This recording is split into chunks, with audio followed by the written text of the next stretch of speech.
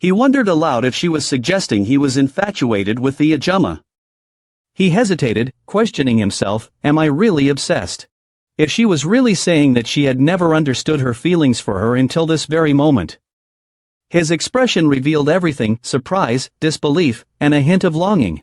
She found him incredibly frustrating, feeling that if it weren't for their mother's intervention, he might have remained alone and untouched for the rest of his life.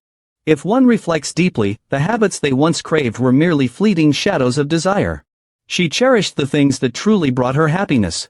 He did it because they adored it deeply and couldn't imagine living without it.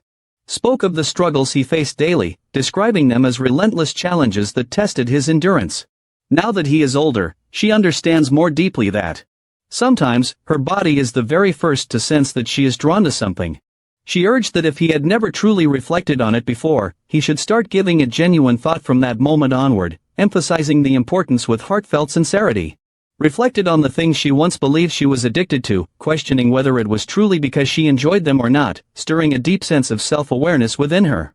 Yoonbil. He wondered, feeling a mix of surprise and regret that, despite being older, he had never considered that before.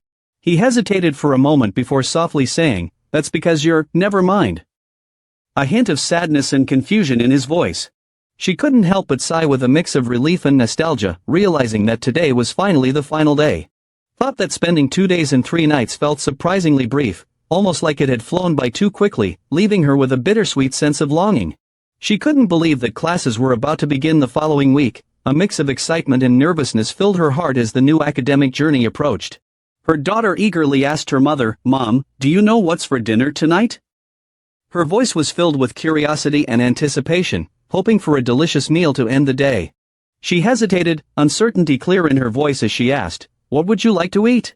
Since they dined out yesterday, she suggested that they stay in today.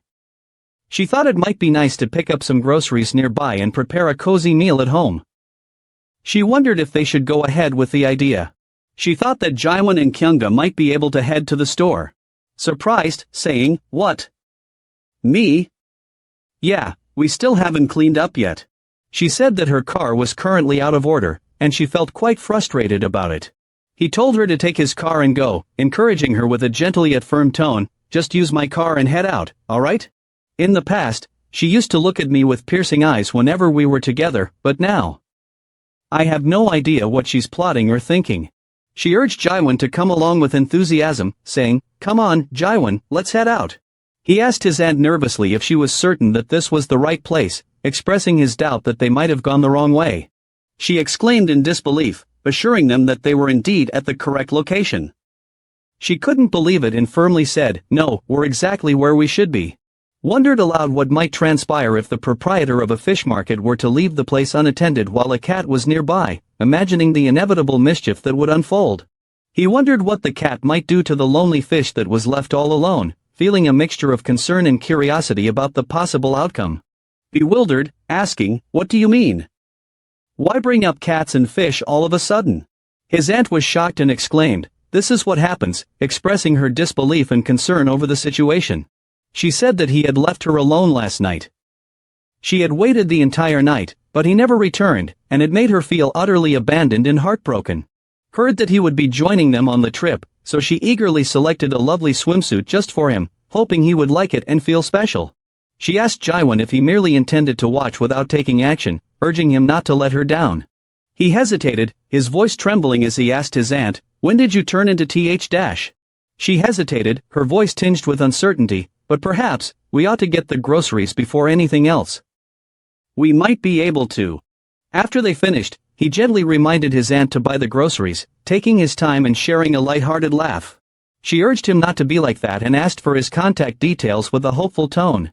Told him not to be like that, her voice filled with concern and a gentle plea. She reminded him that she had already told him she didn't want to do it. She questioned sharply why she should hand it over to him, her voice filled with frustration and defiance. He was surprised and a bit amused as he said, honestly, I swear we're not bad folks, you know? Ha ha. That she was his perfect match. He warned her that if she missed this chance, she would carry the regret with her forever, a burden too heavy to bear. He suggested, with a hopeful tone, that they could just have a quick chat since the place they were staying wasn't far away.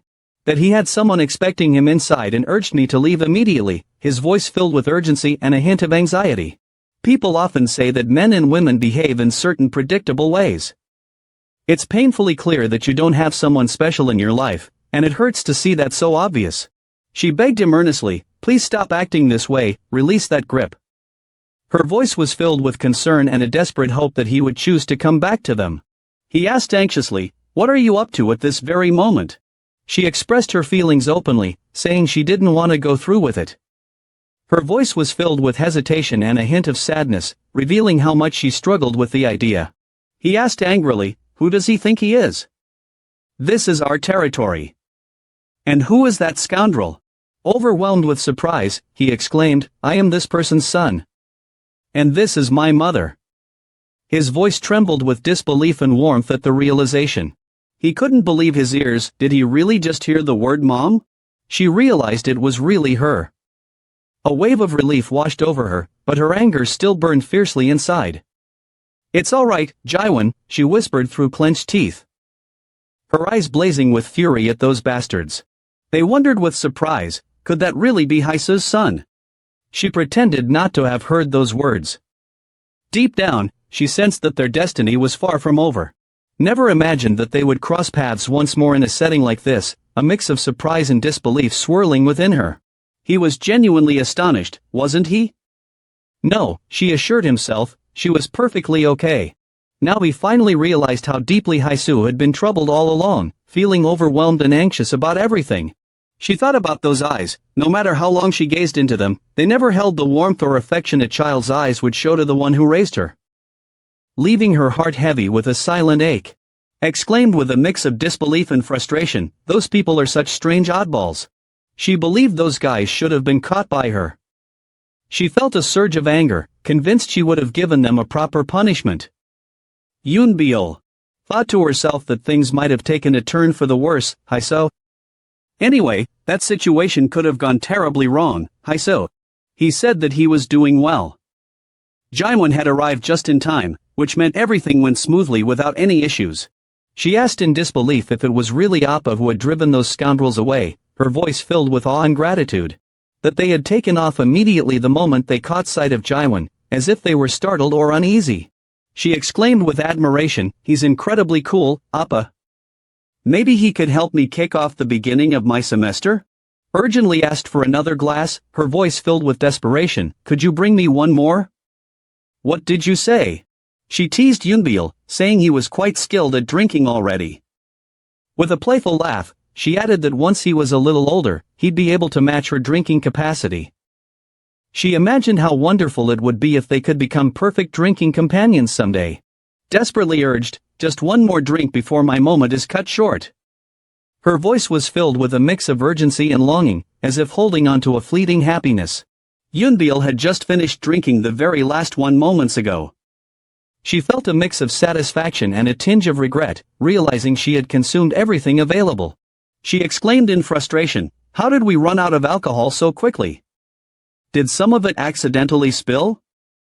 This just won't do. I have to buy another bottle.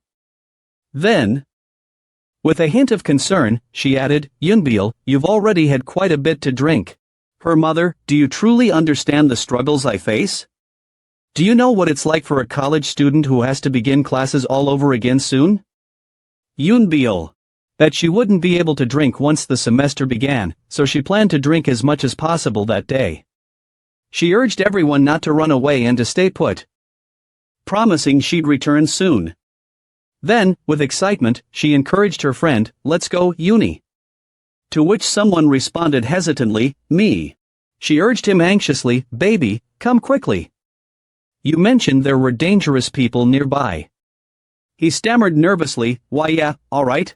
Decided to purchase just one bottle initially, but then she couldn't resist and ended up buying 2 bottles instead, feeling a mix of excitement and satisfaction with her impulsive choice.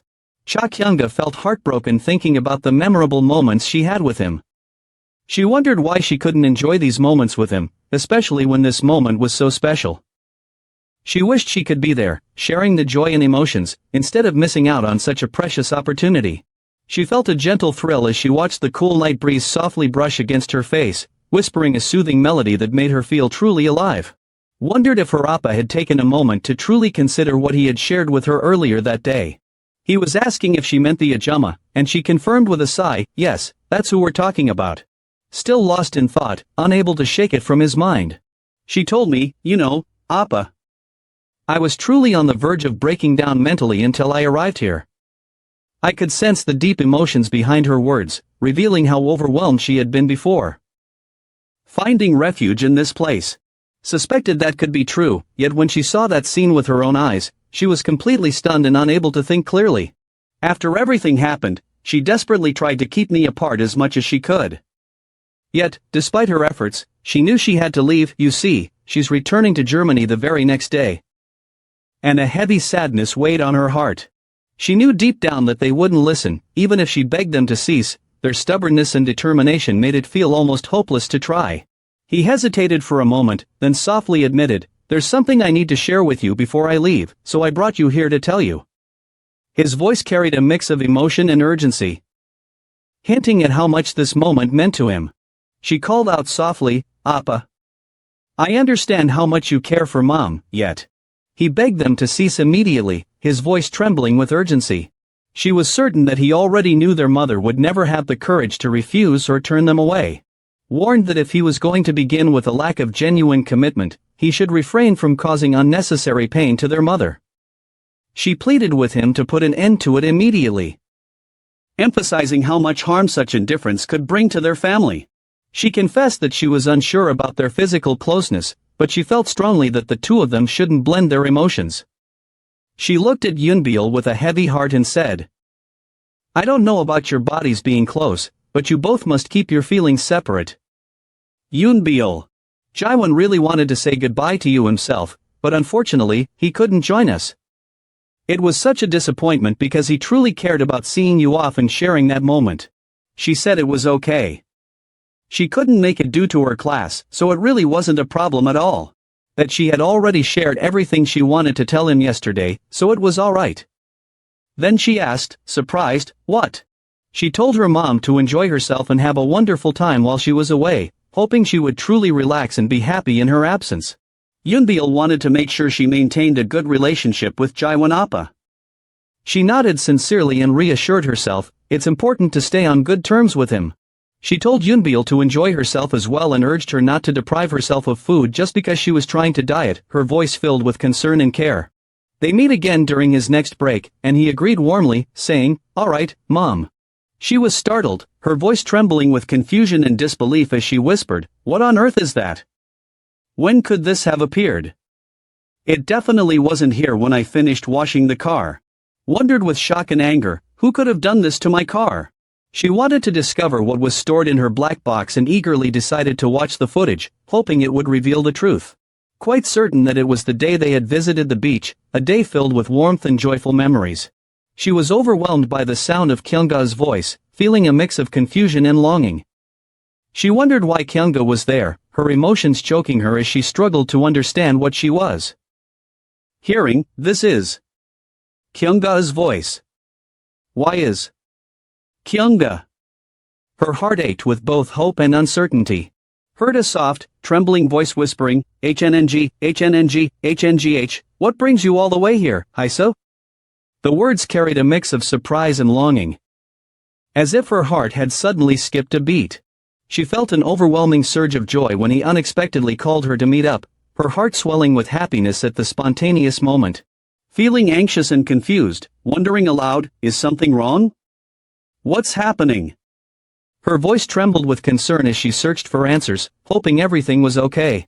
Cha Kyungga felt shocked and heartbroken when she saw her friend's actions, and couldn't understand how she could do such a thing. She couldn't believe what she had just heard. Her voice trembled with anger and disbelief as she exclaimed, "How could you possibly do such a thing with Jiwon in my car?